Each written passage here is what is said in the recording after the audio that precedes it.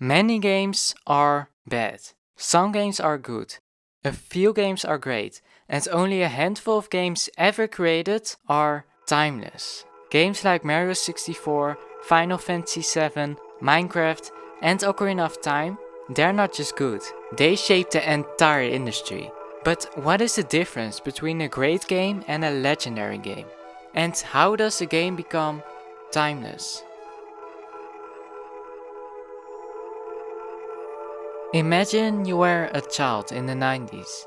You save money for months and after a long time, you're finally able to buy the Nintendo 64. You insert the game The Legend of Zelda Ocarina of Time. And then you get an experience that you will never forget. The feeling of wonder when you first see the title screen. The feeling of curiosity and excitement when you enter Hyrule Field for the first time. The feeling of surprise when Link suddenly grows to an adult. And the feeling of accomplishment when you finally beat Ganondorf. But not just the moments of joy, but also the moments of frustration, anger, and even the moments when you feel completely lost makes the game even more memorable.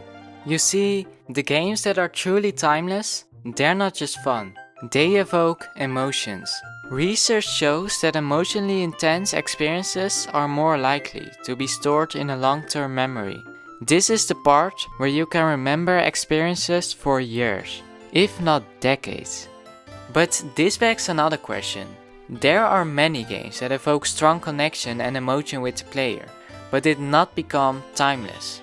You see, there's another reason why only a few games ever created are timeless. If you look at the best games ever created, you see that they all have one thing in common. And it's not just better graphics or higher performance. It lies way deeper than that. Take Mario 64 as an example. Before Mario 64, most companies didn't know how a 3D game should work. Most 3D games had a bad camera, were imprecise, and had a lot of bugs and glitches. But Mario 64, it felt ahead of its time. It had a better camera than most other 3D platformers, it had precise controls and fewer bugs or glitches. And on top of that, the level design was excellent and the graphics were beautiful. This was extraordinary at the time. Most developers got one of the two, but almost no one managed to combine a fully working 3D environment with beautiful graphics and amazing level design. But how did the developers make such excellent games? Was there a secret they had that nobody else knew? To answer that question, we need to take a closer look at the development of these legendary games. If you look at the developers who made the game, you notice that they're not just talented, they're obsessed with their game. Shigeru Miyamoto said that while developing Ocarina of Time, there were many tough challenges. There were many times when the designers would change the basic moves of Link, which would cause the mappers to totally redo what they had done in the maps to accommodate what the designers had altered. And the same goes for Mario 64. Levels were rebuilt many times to make the best experience for the player. You see, the developers of these legendary games weren't perfect, but they were persistent. They wanted to be ahead of their time.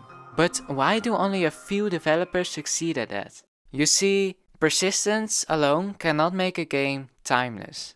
Thousands of developers work incredibly hard on games that are eventually forgotten. And here's the crazy part.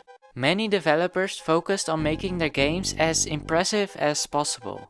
They chase maximal performance, beautiful graphics, and the biggest environments in the hope to pass the test of time. But when technical stats is all a game has, it becomes the very reason it fades away. Hardware constantly evolves.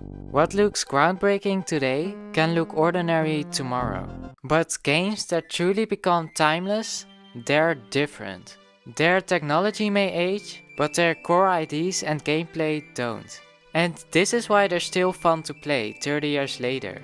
A timeless game isn't one that never ages. It's one that remains worth playing after it does.